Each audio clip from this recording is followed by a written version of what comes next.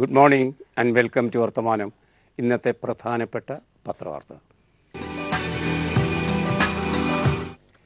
വിപണിയിൽ സജീവമായിരുന്ന 86% നോട്ടുകളും രാഖ്യരാമാനം സർക്കാർ പിൻവലിച്ചത് കള്ളപ്പണം പിടിക്കാൻ എന്ന പേരിലായിരുന്നുവല്ലോ. അത് ആളുകൾ ശരിവയ്ക്കുകയും ആദ്യഘട്ടത്തിൽ കള്ളപ്പണം പിടിക്കണം, 2-3 ദിവസം നാം ബുദ്ധിമുട്ടിയാലും തരക്കേടില്ല, കള്ളപ്പണം എന്നേക്കുമായി ഇല്ലാതായി പോകുന്ന വലിയ ഒരു രാഷ്ട്രീയ അവസ്ഥയ്ക്കാണല്ലോ നാം സാക്ഷ്യം നിൽക്കുന്നത് എന്ന് ജനങ്ങൾ ആശ്വസിച്ചു. എന്നാൽ 8-ാം തീയതി നടന്ന ആ സംഭവത്തിന് ശേഷം 500-ൻ്റെയും 1000-ൻ്റെയും നോട്ടുകൾ പിൻവലിച്ച നവംബർ 8-ാം തീയതിക്ക് ശേഷം ഇന്ന് നവംബർ 18, അതായത് 10 ദിവസങ്ങൾ കഴിയുന്നു. 10 ദിവസങ്ങൾ തികയുമ്പോൾ ഈ പറഞ്ഞ ഏതെങ്കിലും നിലവാരത്തിലുള്ള കാര്യങ്ങൾ നേടിയോ? നേടണമെന്നില്ല, പക്ഷേ പ്ലാൻ ചെയ്തതുമാതിരി അങ്ങനെ വല്ലതും ഉണ്ടായിരുന്നുവെങ്കിൽ, വാഗ്ദാനം ചെയ്തതുമാതിരി ആളുകൾക്ക് പണം കമ്പോളത്തിൽ ലഭ്യമാക്കാൻ കഴിഞ്ഞുവോ? അതുമില്ല. അതായത് ക്യൂ നിന്നാൽ ലഭിക്കുന്ന 4500 രൂപ, 2000 രൂപ ഈ നിലയ്ക്കുള്ള അല്ലറ ചില്ലറ പണമല്ലാതെ നമ്മുടെ പണം വാങ്ങി ബാങ്കിലിട്ട് ബാങ്കിന് ഇഷ്ടമുള്ളപ്പോൾ ഇഷ്ടമുള്ളതുപോലെ തരും എന്ന് പറയുന്ന അവസ്ഥ സംജാതമായിട്ട് 10 ദിനങ്ങളായി. ഈ 10 ദിനങ്ങൾ എത്തുമ്പോഴും ജനങ്ങൾ ക്യൂവിൽ തന്നെയാണ്. ATMകൾ പ്രവർത്തിക്കാതെ കിടക്കുകയാണ്. വാഗ്ദാനം ചെയ്തതുമാതിരി പുതിയ കറൻസി വന്നിട്ടില്ല.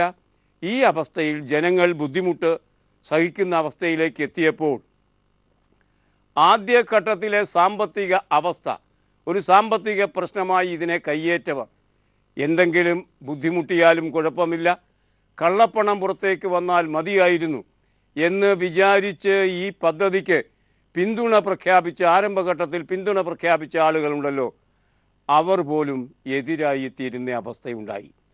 അത്തരമൊരവസ്ഥയിൽ ഈ സമരം സാമ്പത്തിക പ്രശ്നം കൈവിട്ട്, ഒരു സാമ്പത്തിക മണ്ഡലം കൈവിട്ട് രാഷ്ട്രീയ മണ്ഡലത്തിലേക്ക് കടക്കുന്നു എന്നതാണ് 10 ദിനം എത്തുമ്പോൾ പത്രലോകം നമുക്ക് തരുന്ന വാർത്തയുടെ വ്യത്യാസം. കാരണം ഇത് കേവലം ഒരു സാമ്പത്തിക സംവിധാനം പ്രശ്നമല്ല, മറിച്ച് ഒരു രാഷ്ട്രീയ പ്രശ്നമായി പരിണമിച്ചിരിക്കുന്നു. ഇന്ത്യയിൽ എവിടെയും അത് അത്തരമൊരു അവസ്ഥ കൈക്കൊണ്ടു കഴിഞ്ഞപ്പോൾ ഇതിനെതിരെ ഒന്നിക്കാൻ, ഇതിനെതിരെ സമരം ചെയ്യാൻ, ഒന്നിച്ചു നിന്ന് ഇതിനെ ബഹിഷ്കരിക്കാൻ തുടങ്ങിയ ആഹ്വാനങ്ങളുമായി ധാരാളം രാഷ്ട്രീയ പ്രസ്ഥാനങ്ങൾ രംഗത്ത് വന്നിരിക്കുന്നു. പാർലമെൻറ്റ് സമ്മേളനത്തിലാകട്ടെ ഇത് അതിശക്തമായി ഉയർന്നു കേട്ടിരിക്കുന്നു. നരേന്ദ്രമോദി പ്രതീക്ഷിച്ചതിനപ്പുറത്തേക്ക് പ്രതിപക്ഷ ശക്തികളുടെ ഐക്യം സംജാതമായിരിക്കുന്നു. ആ അർത്ഥത്തിൽ ഇന്ത്യയെ ഇപ്പോൾ പിടിച്ചുകുലുക്കുന്ന ഒരു രാഷ്ട്രീയ പ്രമേയമായി ഈ ഡിമോണിറ്റൈസേഷൻ പ്രോസസ്, സർക്കാരിൻ്റെ പണത്തിൻ്റെ മൂല്യ ഒഴിവാക്കിയ ആ പ്രക്രിയ എത്തിച്ചേർന്നിരിക്കുന്നു എന്നതാണ് 10-ാം ദിവസം നമുക്ക് കണ്ടെത്താൻ കഴിയുന്ന രാഷ്ട്രീയ അവസ്ഥ.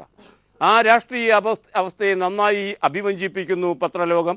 ഇന്ന് മലയാള മനോരമയുടെ ലീഡ് വാർത്ത കാണുക, മുഖ്യമന്ത്രിയും മന്ത്രിമാരും കേന്ദ്രത്തിനെതിരെ ഇന്ന് സത്യഗ്രഹം ഇരിക്കാൻ പോകുന്നു.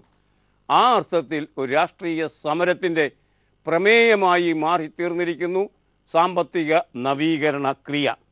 ഇന്ന് സത്യഗ്രഹം എന്ന ശീർഷകത്തിൽ ആ വാർത്ത മനോരമ തരുന്നു. അതിങ്ങനെയാണ്: പ്രതിപക്ഷവുമായി യോജിച്ച് സമരം 21-ന് കേരളത്തിൽ സർവകക്ഷി യോഗം വിളിക്കാൻ പോകുന്നു. കറൻസി നോട്ട് നിരോധനം സഹകരണ മേഖലയിലെ അടക്കം സൃഷ്ടിച്ച പ്രതിസന്ധിയുടെ പേരിൽ കേന്ദ്രത്തിനെതിരെ സംസ്ഥാന സർക്കാർ ശക്തമായ പ്രക്ഷോഭത്തിലേക്ക്. മുഖ്യമന്ത്രിയും മന്ത്രിമാരും ഇന്ന് 10 മുതൽ 5 വരെ റിസർവ് ബാങ്ക് റീജിയണൽ ഓഫീസിന് മുന്നിൽ സത്യാഗ്രഹം നടത്തും.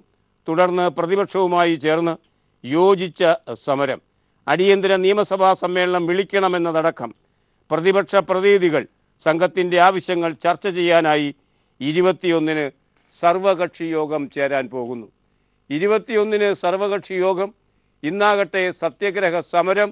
അതുമാത്രമല്ല, പ്രത്യേക നിയമസഭാ സമ്മേളനം വിളിച്ച് ചർച്ച ചെയ്യേണ്ട രീതിയിൽ നമ്മുടെ അടിസ്ഥാന ഘടകങ്ങൾ ഒന്നായ സഹകരണ പ്രസ്ഥാനത്തെ തകർക്കുന്ന അവസ്ഥയിലേക്ക് ഈ സാമ്പത്തിക നവീകരണ പ്രക്രിയ നീങ്ങിയിരിക്കുന്നതായി കേരളം കണ്ടെത്തിയിരിക്കുന്നു എന്ന അവസ്ഥയാണ് ഇന്ന് പത്രലോകം തരുന്നത്. അങ്ങനെ ഇന്ന് സത്യാഗ്രഹം മുഖ്യമന്ത്രിയുടെ ആഭിമുഖ്യത്തിൽ റിസർവ് ബാങ്കിന് മുന്നിൽ കേരളം ഇരിക്കുമ്പോൾ BJP എന്താണ് ചെയ്യുന്നത് അതേ സംബന്ധിച്ച വാർത്തയും മനോരമ തരുന്നുണ്ട്. BJP സംഘം ഗവർണറെ കണ്ടു. റിസർവ് ബാങ്കിന് മുന്നിൽ ഇടതു നേതാക്കൾ നടത്തുന്ന സമരം നിയന്ത്രിക്കണമെന്നാവശ്യപ്പെട്ട് BJP നേതാക്കൾ ഗവർണർ P. സദാശിവത്തെ കണ്ടു. സംസ്ഥാന പ്രസിഡന്റ് കുമ്മനം രാജശേഖരൻ്റെ നേതൃത്വത്തിലാണ് അവർ ഗവർണറെ കണ്ടിരിക്കുന്നത്. അങ്ങനെ ഗവർണറുടെ പിന്നിൽ അണിനിരന്ന് BJPയും ജനങ്ങളുടെ പ്രശ്നം ഉയർത്തി മലയാളികളും മുഖാമുഖം വരുന്ന ഒരവസ്ഥയിലേക്ക് മാറിയിരിക്കുന്നു ഇന്ന് റിസർവ് ബാങ്കിൻ്റെ മുൻവശം. ആ വാർത്തയാണ് ഇന്ന് പത്രലോകം നമുക്ക് തരുന്നത്. വളരെ പ്രധാനപ്പെട്ട ഒരു രാഷ്ട്രീയ പ്രശ്നമായി അത് മാറിയിരിക്കുന്നു. രാഷ്ട്രീയമായി ഈ പ്രമേയം കൈക്കൊണ്ട ആ മാറ്റം നന്നായി അഭിവഞ്ചിപ്പിക്കുന്നു മുഖ്യമന്ത്രിയുടെ ആഭിമുഖ്യത്തിലുള്ള ഈ സത്യാഗ്രഹ സമരം. പാർലമെൻറ്റിൻ്റെ പ്രധാന പ്രശ്നം ഇത് തന്നെയാണ്. ഇരു സഭകളും ബഹളം വെച്ചുകൊണ്ടേയിരിക്കുന്നു ഈ നോട്ട് നവീകരണ പ്രശ്നവുമായി ബന്ധിപ്പിച്ച്. പാർലമെൻറ്റ് എന്ത് ബഹളമുണ്ടാക്കിയാലും പ്രധാനമന്ത്രി മോദിക്ക് അക്കാര്യത്തിലുള്ള നിലപാടുണ്ട്. കമ എന്നൊരക്ഷരം പറയരുത്. നിതാന്ത മൗനത്തിലേക്ക് പോയിരിക്കുകയാണ് നമ്മുടെ പ്രധാനമന്ത്രി നരേന്ദ്രമോദി. അതുകൊണ്ട് തന്നെ നരേന്ദ്രമോദി മറുപടി പറയാനേ പോകുന്നില്ല എന്ന് BJP പറയുന്നു. നോക്കണേ, പ്രധാനമന്ത്രിയാണിത് പ്രഖ്യാപിച്ചത് രാഷ്ട്രത്തോട്. അതുകൊണ്ട് തന്നെ ആ പ്രധാനമന്ത്രിക്ക് ജനങ്ങളുടെ പ്രതിനിധി സഭ, ആ സഭയിൽ സംസാരിക്കേണ്ട ഉത്തരവാദിത്വമുണ്ട്. അദ്ദേഹത്തിൻ്റെ സൗജന്യമല്ല, അത് ഏറ്റെടുത്ത ഉത്തരവാദിത്വമാണ് പ്രധാനമന്ത്രി എന്ന നിലയ്ക്ക്. എന്നാൽ BJP ഇന്നലെ പാർലമെൻറ്റിൻ്റെ ഉപരിസഭയിൽ പ്രധാനമന്ത്രി വന്ന് മറുപടി പറയണമെന്ന ആവശ്യത്തെ നിരസിച്ചു. പ്രധാനമന്ത്രി വരാൻ പോകുന്നില്ല, അദ്ദേഹം മറുപടി പറയാനും പോകുന്നില്ല. മോദി മിണ്ടില്ല എന്നാണ് സർക്കാർ പറയുന്നത്. എങ്കിൽ മോദി മിണ്ടില്ല എങ്കിൽ ചർച്ചയ്ക്ക് ഞങ്ങളില്ല എന്ന് പ്രതിപക്ഷവും പാർലമെൻറ്റിൽ പറഞ്ഞ അവസ്ഥ ഇന്ന് ദീപിക 1-ാം പേജിലെ വാർത്തയാക്കിയിരിക്കുന്നു. കാണുക. മോദി മിണ്ടില്ല എന്ന് സർക്കാർ, എങ്കിൽ ചർച്ചയ്ക്കില്ല എന്ന് കോൺഗ്രസ്. നോട്ട് വിഷയത്തിൽ മറുപടി പറയാൻ പ്രധാനമന്ത്രി സഭയിലെത്തണമെന്നാവശ്യപ്പെട്ട് പ്രതിപക്ഷ കക്ഷികൾ ഉയർത്തിയ ബഹളത്തിൽ പാർലമെൻറ്റിൻ്റെ ഇരു സഭകളും സ്തംഭിച്ചു. പ്രധാനമന്ത്രി നരേന്ദ്രമോദി സഭയിൽ മറുപടി പറയില്ല എന്ന് സർക്കാർ വ്യക്തമാക്കി. മോദി ഇല്ലാതെ വിഷയം ചർച്ച ചെയ്യാനില്ല എന്ന് കോൺഗ്രസും നിലപാടെടുത്തു. ഉറിയിൽ പാകിസ്ഥാൻ ഭീകരരുടെ ആക്രമണത്തിൽ മരിച്ചവരേക്കാൾ കൂടുതൽ പേർ സർക്കാരിൻ്റെ നീതികേട് കാരണം കഴിഞ്ഞ ദിവസങ്ങളിൽ പണത്തിനു വേണ്ടി ബുദ്ധിമുട്ടി മരിച്ചു എന്ന് പ്രതിപക്ഷ നേതാവ് ഗുലാം നബി ആസാദിൻ്റെ പരാമർശം രാജ്യസഭയിൽ ഭരണപ്രതിപക്ഷങ്ങൾ തമ്മിലുള്ള പ്രത്യേക വാക്പോരിന് ഇടയാക്കി. ഉറിയിലെ സംഭവത്തെ മുൻനിർത്തിയാണ് ഗുലാം നബി ആസാദ് പറഞ്ഞത്. അവിടെ 2-3 ആളുകളെ, പട്ടാളക്കാരെ മരിച്ചുള്ളൂ.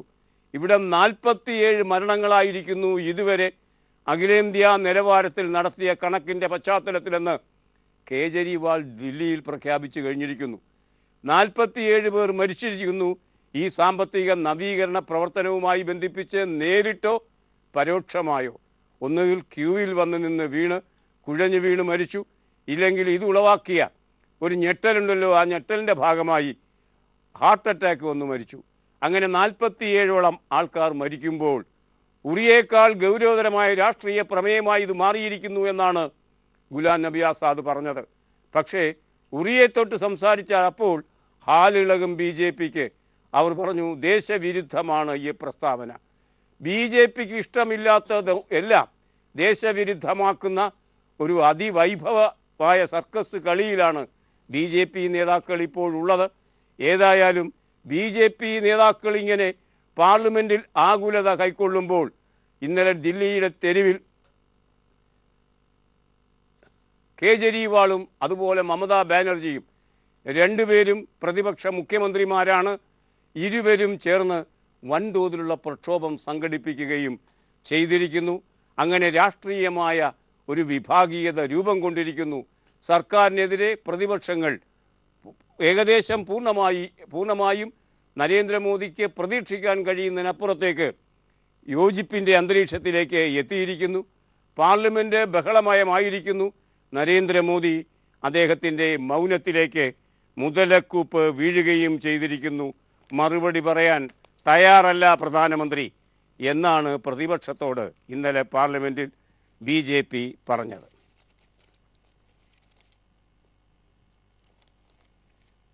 നോട്ട് മാറുന്ന കാര്യത്തിൽ, മാറ്റിയെടുക്കുന്ന കാര്യത്തിൽ ആദ്യം മഷി പുരട്ടൽ എന്ന ഒരവസ്ഥയാണ് മുന്നോട്ട് വയ്ക്കപ്പെട്ടത്. മഷി പുരട്ടും ആവർത്തിച്ച് മാറ്റാതിരിക്കാൻ നമ്മുടെ പണം നമ്മൾ എടുക്കുന്ന കാര്യത്തെക്കുറിച്ചാണ് ഈ ചർച്ച ചെയ്യുന്നത്. അതൊന്നും സാധ്യമല്ല. ഒരു തവണയെ വിഡ്രോ ചെയ്യാൻ കഴിയൂ. രണ്ടാമത് വിഡ്രോ ചെയ്യുമോ എന്നറിയുന്നതിന് വേണ്ടി ആ അർത്ഥത്തിൽ കള്ളത്തരം കാണിക്കുമോ എന്ന് ഭയന്ന്, നിക്ഷേപകരെ ഭയന്ന് ഈ കയ്യിൽ മഷി പുരട്ടാൻ തീരുമാനിച്ചു. ആ മഷി പുരട്ടുകൊണ്ടും നിന്നില്ല നിരോധനങ്ങൾ അല്ലെങ്കിൽ പരിമിതികൾ. നോക്കുക, 4500 രൂപയുടെ നോട്ട് മാറ്റിയെടുക്കാമായിരുന്നു ഇന്നലെ വരെ. ഇന്ന് അതേ സംബന്ധിച്ച് ഇന്നലെ വൈകുന്നേരം പുതിയ തീരുമാനം വന്നു. 4500 രൂപ കൊടുക്കണ്ട, 2000 രൂപ കൊടുത്താൽ മതി. അതാണ് മാതൃഭൂമി എന്ന പത്രം ഇന്ന് ലീഡാക്കിയിരിക്കുന്നത്. നോട്ട് മാറ്റി വാങ്ങൽ ഇന്ന് മുതൽ 2000 മാത്രം. ബാങ്കുകളുടെ മുന്നിൽ മണിക്കൂറുകൾ ക്യൂ നിന്നാൽ മാറിക്കിട്ടുന്നത് 2000 രൂപ മാത്രം. മുമ്പ് 4500 ലഭിക്കുമായിരുന്നു. അങ്ങനെ 2000 വാങ്ങുമ്പോൾ അത് 2000-ൻ്റെ ഒറ്റ നോട്ട് കൂടിയാണെങ്കിൽ പട്ടിക്ക് പുതിയ തേങ്ങ കിട്ടിയതുമാതിരി അതും കൊണ്ട് വീട്ടിൽ പോയിരിക്കാം എന്ന് മാത്രം. വെയിൽ കൊണ്ടത് മിച്ചം. ഏതായാലും വാർത്തയുടെ വിശദാംശങ്ങൾ മാതൃഭൂമി തരുന്നത് കാണുക. നോട്ടുകൾ പിൻവലിച്ച് 10 ദിവസം പിന്നിടുന്നതിനിടെ കൂടുതൽ നിയന്ത്രണങ്ങളും ഇളവുകളുമായി കേന്ദ്ര സർക്കാർ. അസാധുവായ 500, 1000 രൂപ നോട്ടുകൾ മാറ്റി വാങ്ങുന്നതിൻ്റെ പരിധി 4500-ൽ നിന്ന് 2000 രൂപയായി കുറച്ചു. ഒന്നിലേറെ തവണ അസാധുവായ നോട്ട് മാറാൻ ആളുകൾ എത്തുന്നത് മൂലമുള്ള പ്രതിസന്ധി ഇല്ലാതാക്കാൻ വിരലിൽ മഷി പുരട്ടാൻ ആരംഭിച്ചതിനിടെയാണ് മാറ്റി വാങ്ങുന്നതിൻ്റെ പരിധി കുറച്ചത്. ബാങ്കിൽ അക്കൗണ്ടില്ലാത്തവരുടെ വിരലിലാണ് മഷി പതിപ്പിക്കുന്നത്. അതേസമയം വിവാഹ ആവശ്യങ്ങൾക്കായി 2.5 ലക്ഷം രൂപ വരെ പിൻവലിക്കാം. കർഷകർക്കും കാർഷിക വിള വ്യാപാരികൾക്കും ആഴ്ചയിൽ 50,000 വരെ പിൻവലിക്കാം. സർക്കാരിൻ്റെ കൈവശം ആവശ്യത്തിന് പണമുണ്ടെന്നും ആശങ്ക വേണ്ടെന്നും സാമ്പത്തിക കാര്യ സെക്രട്ടറി ശക്തികാന്ത ദാസ് അറിയിച്ചു.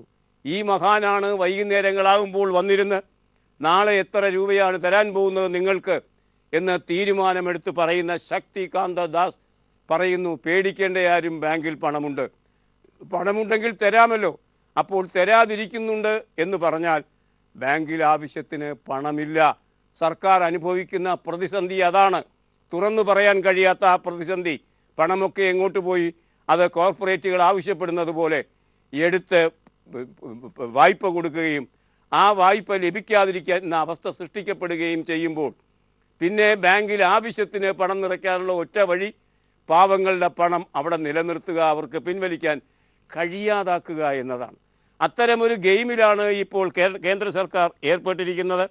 ഏതായാലും പണമൊക്കെ ബാങ്കിലുണ്ട്, പക്ഷേ ഞങ്ങൾ തരാൻ തീരുമാനിച്ചിട്ടില്ല എന്നാണ് ശക്തികാന്ത് പറയുന്നത്.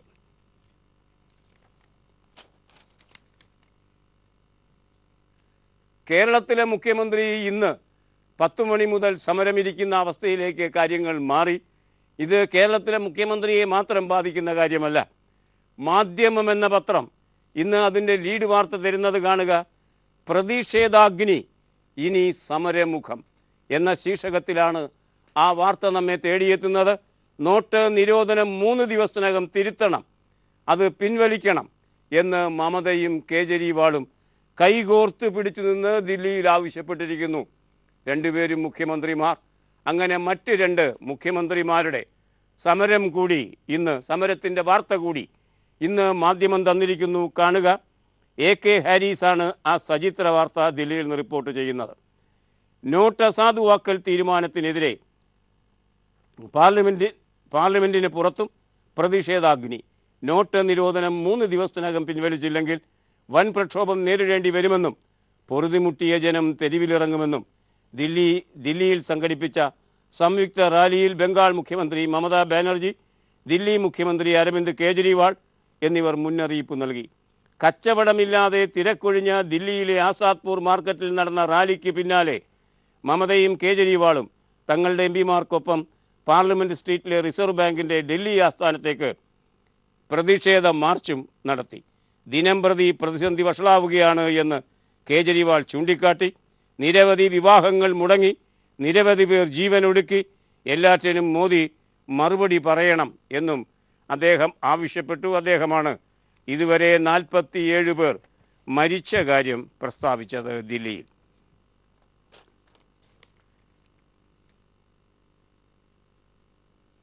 ഇന്ന് ദേശാഭിമാനിയുടെ ഒന്നാം പുറം ഇന്ന് നടക്കുന്ന പ്രക്ഷോഭ സമരത്തിൻ്റെ വാർത്തയാണ് ലീഡ് വാർത്തയാക്കി തന്നിരിക്കുന്നത്.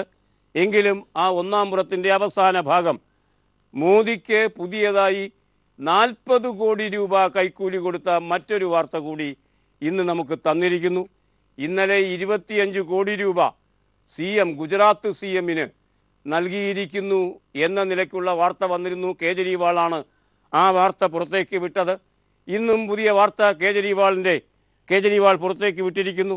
അതേ മുൻനിർത്തി ദേശാഭിമാനി ഇന്ന് ഒന്നാം പേജിലെ വാർത്ത തരുന്നു. മോദി വാങ്ങിയ പുതിയ 40 കോടി രൂപയുടെ അഴിമതിയെക്കുറിച്ചുള്ള ആ വാർത്തയാണ് ദേശാഭിമാനി തരുന്നത്. അങ്ങനെ വരുമ്പോൾ 40 അധികം 25 65 കോടിയായി മാറിയിരിക്കുന്നു മോദി സ്വീകരിച്ച കള്ളപ്പണം. ഈ കാര്യത്തിൽ പാർലമെൻ്ററി സമിതിയുടെ അന്വേഷണം വേണം എന്നുകൂടി ആവശ്യപ്പെടുന്നുണ്ട് പ്രതിപക്ഷം. അപ്രകാരം സംഭവിച്ചാൽ ഒരുപക്ഷെ ഈ നിലയ്ക്ക് കള്ളപ്പണം കൈക്കൂലിയായി വാങ്ങുന്ന ആദ്യ പ്രധാനമന്ത്രിയായി മോദി മാറിത്തീരുകയും ചെയ്യും. ദേശാഭിമാനിയുടെ ഒന്നാം പുറം വാർത്ത ഇങ്ങനെയാണ്. സഹാറ കോഴ നൽകിയതിൻ്റെ രേഖകൾ പുറത്ത്, മോദിക്ക് 40 കോടി ലഭിച്ചു. എം പ്രശാന്താണ് ദില്ലിയിൽ നിന്ന് ആ വാർത്ത തരുന്നത്. സാമ്പത്തിക ക്രമക്കേട് കേസിൽ ജയിലിൽ കഴിയുന്ന സുബ്രതോ റോയിയുടെ സഹാറ ഗ്രൂപ്പിൽ നിന്ന് പ്രധാനമന്ത്രി നരേന്ദ്രമോദി 40 കോടി രൂപ കൈപ്പറ്റിയതിൻ്റെ രേഖകൾ പുറത്ത്. 2014 ലോക്സഭാ തെരഞ്ഞെടുപ്പിന് തൊട്ടു മുമ്പ് 8 തവണയായാണ് 40 കോടി രൂപ സഹാറ ഗ്രൂപ്പ് മോദിക്ക് കൈമാറിയത്. ആദിത്യ ബിർള ഗ്രൂപ്പിൽ നിന്ന് 25 കോടി രൂപ മോദി കൈപ്പറ്റിയതായി നേരത്തെ ആക്ഷേപം ഉയർന്നിരുന്നു.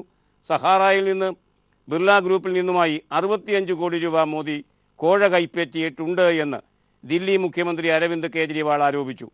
പ്രത്യേക അന്വേഷണ സംഘം രൂപീകരിച്ച് ഇക്കാര്യം അന്വേഷിക്കണമെന്ന് ആവശ്യപ്പെട്ട് അഭിഭാഷകൻ പ്രശാന്ത് ഭൂഷൺ സുപ്രീം കോടതിയിൽ ഹർജി നൽകുകയും ചെയ്തിരിക്കുന്നു. അങ്ങനെ പ്രധാനമന്ത്രി നരേന്ദ്രമോദി വാങ്ങിയ കൈക്കൂലിയെ സംബന്ധിച്ച വാർത്തയാണ് ദേശാഭിമാനി ഒന്നാം പേജിൽ തരുന്നത്. കറൻസി നിരോധനവുമായി ബന്ധിപ്പിച്ച് കേരള സർക്കാരിന് വലിയ ക്ഷീണമാണ് സംഭവിച്ചത്, വലിയ തിരിച്ചടിയാണ് സംഭവിച്ചത്. റവന്യൂ വരുമാനം പകുതിയിലും താഴെ പോകും എന്ന നിലപാടാണ് ധനമന്ത്രിക്കുള്ളത്. എങ്കിലും ഈ പ്രതിസന്ധിയിലും ശമ്പളം കൊടുക്കാൻ കഴിഞ്ഞേക്കും. പക്ഷേ ക്ഷേമ പെൻഷനുകൾ നൽകാൻ സാധ്യതയില്ല. വരും മാസങ്ങളിലാകട്ടെ പ്രതിസന്ധി ഇതിലും വലുതായിരിക്കും എന്നാണ് ധനമന്ത്രി പറയുന്നത്. ധനമന്ത്രിയുടെ ആ പ്രസ്താവന ജനയുഗം എന്ന പത്രം അതിൻ്റെ അവസാന പുറത്തിരുന്നു. കാണുക, കറൻസി നിരോധം സർക്കാർ വരുമാനം പകുതിയാക്കും, ശമ്പളം മുടങ്ങില്ല, ഉത്സവകാലത്ത് ക്ഷേമ പെൻഷനുകളെ അത് ബാധിക്കും. കേന്ദ്ര സർക്കാരിൻ്റെ കറൻസി നോട്ട് നിരോധനം കാരണം സംസ്ഥാന വരുമാനം പകുതിയായി കുറയുമെന്ന് ധനമന്ത്രി തോമസ് ഐസക്. സംസ്ഥാനത്തിൻ്റെ പൊതുവരുമാനത്തിൽ കാൽഭാഗമെങ്കിലും നഷ്ടമാകുമെന്നും മന്ത്രി മാധ്യമപ്രവർത്തകരോട് പറഞ്ഞു. സർക്കാർ ജീവനക്കാരുടെ ശമ്പള വിതരണത്തെ ഇത് ബാധിക്കില്ല. ട്രഷറിയിൽ കോർ ബാങ്കിംഗ് ഏർപ്പെടുത്തിയതിനാൽ ബില്ലുകൾ പാസാക്കി അവരുടെ ട്രഷറി അക്കൗണ്ടുകളിലേക്കോ ബാങ്ക് അക്കൗണ്ടിലേക്കോ മാറ്റാൻ കഴിയും. പക്ഷേ കേന്ദ്രത്തിൻ്റെ നിയന്ത്രണമുള്ളതിനാൽ 24,000 രൂപയെ ജീവനക്കാർക്ക് പിൻവലിക്കാൻ കഴിയൂ എന്ന പ്രശ്നം വരും. അതേസമയം അടുത്ത മാസ അവസാനത്തോടെ ട്രഷറിയിൽ ധനം കുറയും. ഉത്സവ സീസണിൽ കാലേക്കൂട്ടി നൽകാൻ ഉദ്ദേശിച്ചിരിക്കുന്ന ക്ഷേമ പെൻഷനുകളെ അത് ബാധിക്കുകയും ചെയ്യും. ഇത്തവണ 24,000 രൂപയെ ജീവനക്കാർക്ക് പിൻവലിക്കാൻ കഴിയൂ. കേന്ദ്രമന്ത്രിസഭ അതാണ് പറഞ്ഞിരിക്കുന്നത്. നവംബർ 8 നോട്ട് റദ്ദാക്കിയ ദിനമാണ്. അന്ന് രാത്രി 8 മണിക്കാണ് നോട്ട് റദ്ദാക്കുന്ന വിവരം പ്രധാനമന്ത്രി നരേന്ദ്രമോദി ജനങ്ങളെ തെര്യപ്പെടുത്തിയത് അദ്ദേഹത്തിൻ്റെ പ്രസംഗത്തിലൂടെ. നവംബർ 8 കേരളത്തിലെ ജുവലറികളിൽ വലിയ കച്ചവടമാണ് നടന്നത്. 8 മണിക്ക് ശേഷം രാത്രി ആ കച്ചവടം സാധാരണഗതിയിലെ കച്ചവടത്തിൻ്റെ 10 ഇരട്ടി വരെയായിരുന്നു അത്രേ. വാർത്ത മാതൃഭൂമി വാർത്തയും വീക്ഷണവും പേജിൽ തരുന്നു. നോട്ടുകൾ അസാധുവാക്കിയ ദിവസം കൊച്ചി അടക്കമുള്ള നഗരങ്ങളിലെ ജുവലറികളിൽ അസാധാരണ വിൽപ്പന നടന്നത് കസ്റ്റംസ് അന്വേഷിക്കുന്നു. രാത്രി 8 മണിക്ക് 500-1000 രൂപ നോട്ടുകൾ അസാധുവായി പ്രഖ്യാപിച്ചതിന് പിന്നാലെ ജുവലറികളിൽ സാധാരണ ദിവസത്തേക്കാൾ 10 ഇരട്ടി വരെ വിൽപ്പന നടന്നതായാണ് കണ്ടെത്തൽ.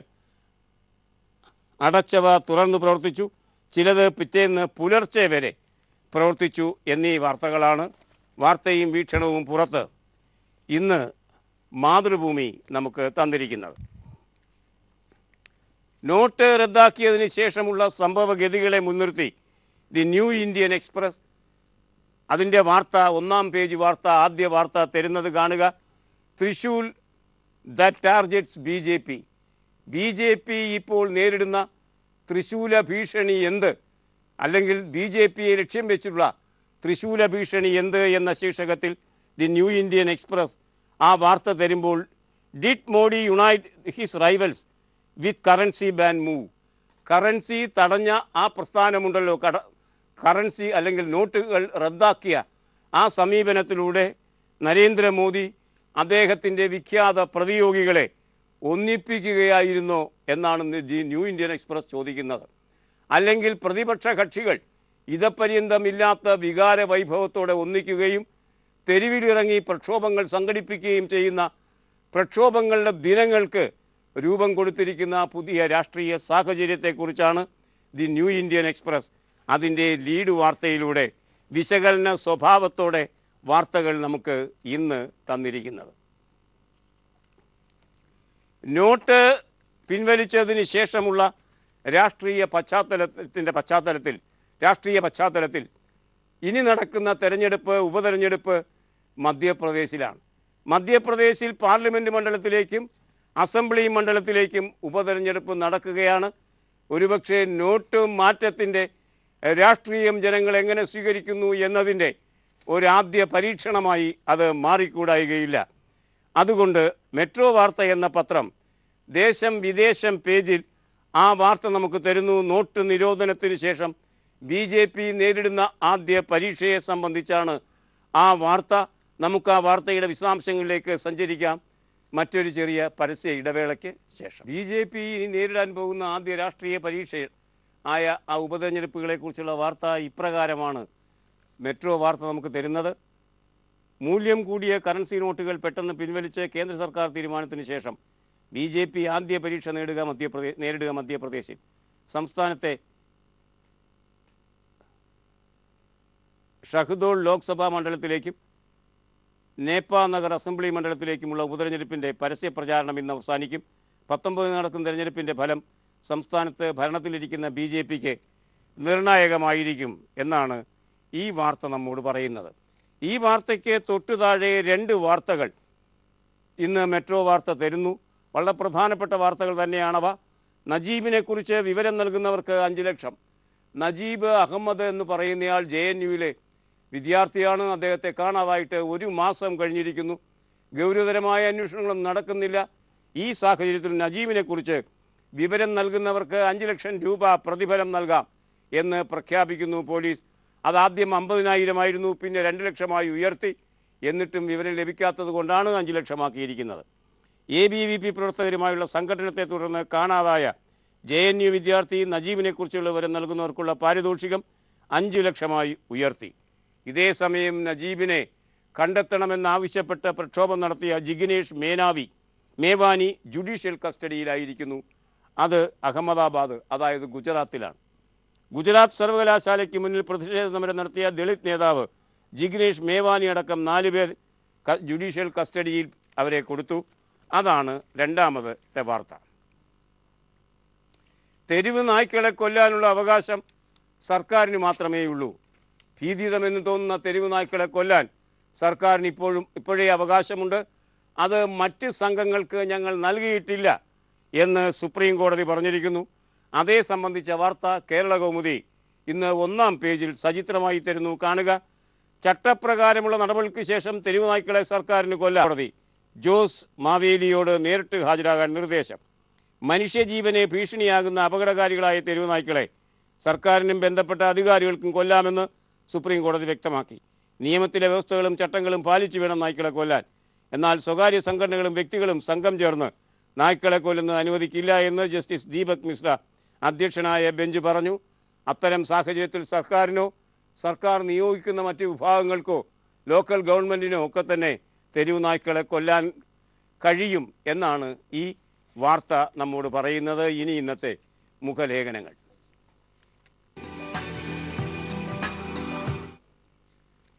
സഹകരണ മേഖലയ്ക്കെതിരായ ഗൂഢാലോചനയാണ് ഇപ്പോൾ കേന്ദ്രം നടത്തുന്നത് എന്നും അതിനെ പ്രതിഷേധിച്ചുകൊണ്ടാണ് ഇന്ന് പ്രക്ഷോഭം നടക്കുന്നതെന്നുമൊക്കെ വാർത്തയുണ്ട്. ഇന്ന് ദേശാഭിമാനിയുടെ എഡിറ്റ് പേജിൽ സഹകരണ മേഖലയ്ക്കെതിരായ ഗൂഢാലോചനയെ സംബന്ധിച്ച് ധനമന്ത്രി ഡോക്ടർ ടി.എം. തോമസ് ഐസക് എഴുതിയിരിക്കുന്ന ലേഖനവുമുണ്ട്. കാണുക. ബാങ്കുകൾ വിശ്വാസത്തിൻ്റെ അടിസ്ഥാനത്തിൽ പ്രവർത്തിക്കുന്ന സ്ഥാപനങ്ങളാണ്. ജനം ബാങ്കിൽ നിക്ഷേപിക്കുന്ന പണം ബാങ്കുകൾ വായ്പയായി നൽകും. പലപ്പോഴും നിക്ഷേപത്തേക്കാൾ വളരെ കൂടുതൽ പണം വായ്പയായി നൽകാറുണ്ട്. എന്നാൽ പണം തിരിച്ചെടുക്കാൻ കഴിയുമോ ഇല്ലയോ എന്ന പരിഭ്രാന്തി ഉണ്ടായാൽ എന്താണ് സംഭവിക്കുക? പിന്നെ ഡെപ്പോസിറ്റുകൾ പിൻവലിക്കാനുള്ള പരക്കം പാച്ചിലായിരിക്കും. ഇത് തുടങ്ങിയാൽ പിന്നെ ഒരു ബാങ്കും ബാക്കിയുണ്ടാവില്ല. ഇങ്ങനെയാണ് 2008 ലോകത്തെ ഏറ്റവും വലിയ ബാങ്കുകൾ തന്നെ തകിടം മറിഞ്ഞത്.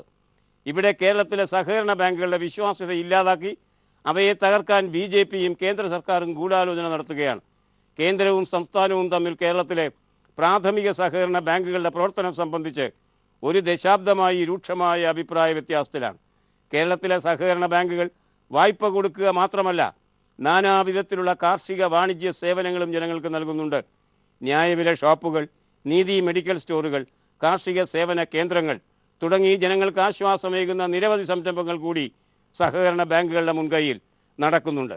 ആവശ്യക്കാർക്ക് വായ്പ നൽകിയ ശേഷം മിച്ചം വരുന്ന പണം മുഴുവൻ ജില്ലാ ബാങ്കിലോ മറ്റ് വാണിജ്യ ബാങ്കുകളിലോ ആണ് നിക്ഷേപിക്കുന്നത്. അവിടെ നിന്ന് പണം പിൻവലിക്കാൻ സഹകരണ ബാങ്കുകൾക്ക് വ്യക്തികൾക്കുള്ള അവകാശമേ നൽകുന്നുള്ളൂ. വേണമെങ്കിൽ 24,000 രൂപ പിൻവലിക്കാം. ഇത് അസംബന്ധമല്ലാതെ മറ്റെന്തു പറയാൻ? അവർക്ക് പണം അത്യന്താപേക്ഷിതമാണെങ്കിൽ സഹകരണ ബാങ്കുകളിലെ പണം ഡ്രാഫ്റ്റായോ ഇലക്ട്രോണിക്കായോ ബാങ്കുകളിലേക്ക് മാറ്റി അവിടെ നിന്ന് പിൻവലിക്കാമല്ലോ എന്നാണ് വാണിജ്യ ബാങ്കുകളുടെയും റിസർവ് ബാങ്കിൻ്റെയും ചിന്ത. അതോടെ കേരളത്തിലെ പ്രാഥമിക സഹകരണ ബാങ്കുകൾ എന്ന തലവേദന റിസർവ് ബാങ്കിന് എന്നേക്കുമായി ഒഴിഞ്ഞു കിട്ടും. അത്തരമൊരു ഒഴിച്ചെടുക്കൽ പദ്ധതിയാണിപ്പോൾ റിസർവ് ബാങ്ക് രൂപം കൊടുത്തിരിക്കുന്നത് BJPയുടെ പിന്തുണയോടെ. അതുകൊണ്ടാണ് ഈ സത്യാഗ്രഹ സമരം പ്രസക്തമാകുന്നത് തുടങ്ങിയ കാര്യങ്ങളാണ് ഈ ലേഖനത്തിൽ വിശദീകരിക്കപ്പെട്ടിരിക്കുന്നത്. ഇനി ഇന്നത്തെ ചിത്രം. കേരളത്തിലെ അടിമാലിയിൽ CBSEയുടെ കലോത്സവം നടക്കുകയാണ്. ഈ ചിത്രം കാണുക. ദഫ്മുട്ട് മത്സരത്തിൽ 1ാം സ്ഥാനം നേടിയ കൊല്ലം കാവനാട് ലേക്ക് ഫോർട്ട് സ്കൂൾ ടീമിനെയാണ് നിങ്ങൾ ചിത്രത്തിൽ കാണുന്നത്. ദഫ്മുട്ടുന്ന ആളുകൾ, വിജയിച്ച ആളുകളുടെ ഈ ചിത്രം മംഗളം 1ാം പുറത്ത് വന്നിരിക്കുന്നു. ഈ ചിത്രത്തോടെ ഇന്നത്തെ വർത്തമാനം സമാപിക്കുകയാണ്. Nice weekend. Good bye.